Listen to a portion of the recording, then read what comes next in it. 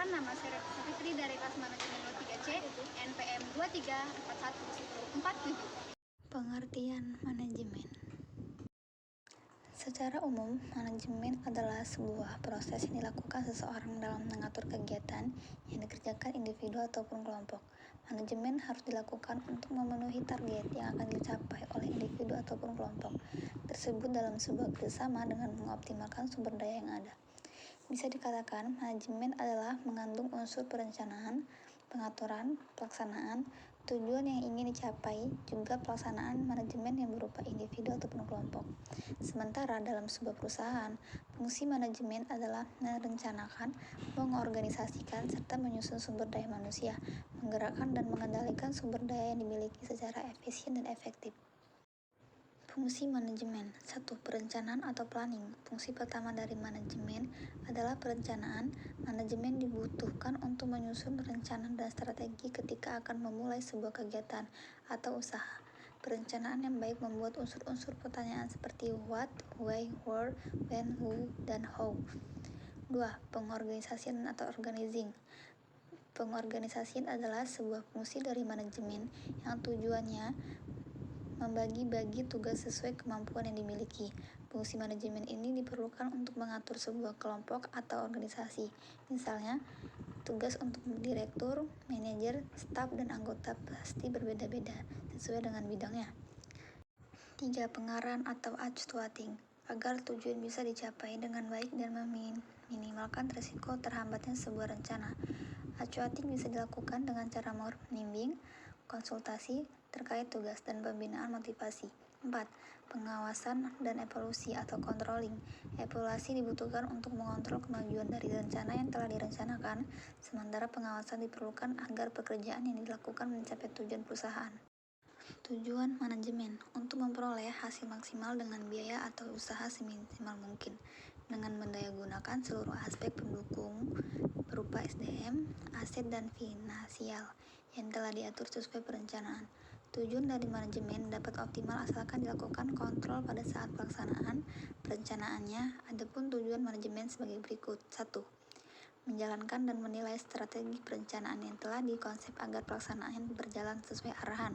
2. Melakukan peninjauan terhadap pelaksanaan fungsi manajemen, juga cara kerja kelompok ketika menjalankan tugasnya.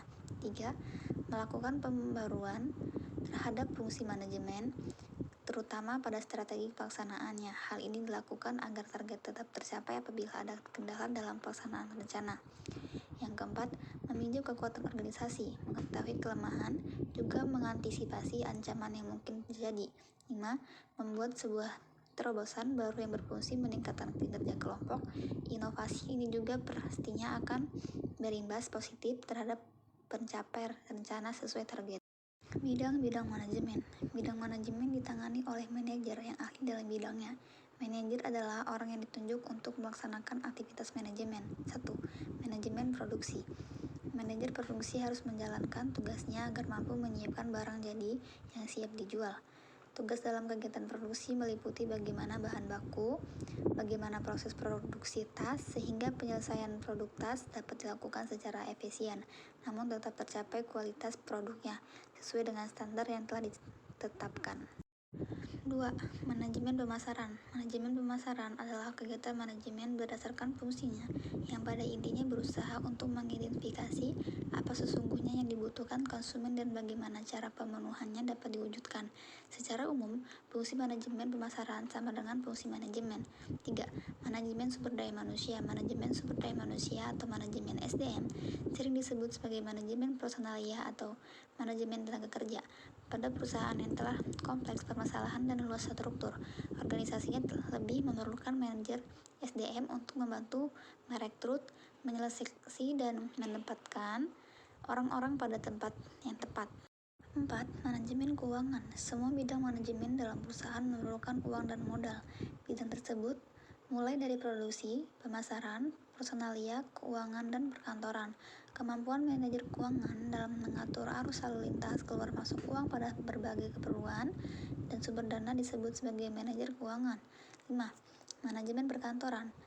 Menitik beratkan pada cara mengatur atau mengelola kantor agar tercipta kelancaran kegiatan administrasi.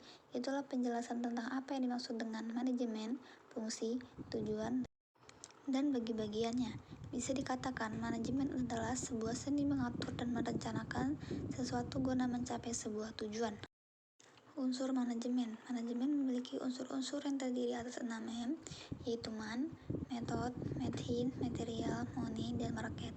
Keenam unsur manajemen tersebut dapat dijabarkan sebagai berikut. 1. Man. Unsur manajemen yang pertama adalah man atau sumber daya manusia.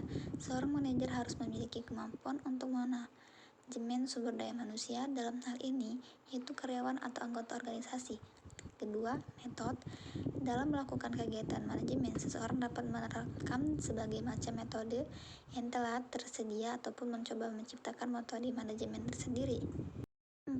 Machine. Machine yang dimaksud di sini meliputi segala macam teknologi yang digunakan oleh organisasi, mulai dari mesin berat hingga komputer, laptop, maupun segala macam resources yang melibatkan teknologi termasuk dalam unsur machine. Seorang manajer harus mampu mengualifikasikan kebutuhan mesin atau teknologi seperti apa yang cocok untuk organisasi.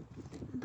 Material. Misalnya, manajer perusahaan konveksi untuk bagian produksi harus bisa mengelola material yang dibutuhkan selama proses produksi, seperti kapas, benang, kain, serta bahan baku lainnya yang dibutuhkan. Manajer tersebut harus memastikan material yang digunakan cukup dan memiliki kualitas sesuai dengan keinginan perusahaan. 5. Money. Manajemen uang. Apalagi seorang manajer perusahaan bidang keuangan, mereka harus memastikan money flow perusahaan berjalan dengan lancar dan baik demi keberlangsungan bisnis di masa depan. 6. Market. Manajemen pasar melibatkan kegiatan riset pasar hingga analisis dan pengelompokan data pasar sesuai kebutuhan perusahaan. Dengan melakukan manajemen pasar, perusahaan dapat memasarkan atau menjual produk mereka kepada target market yang lebih sesuai, sehingga kemungkinan terjadinya pembelian dapat lebih tinggi.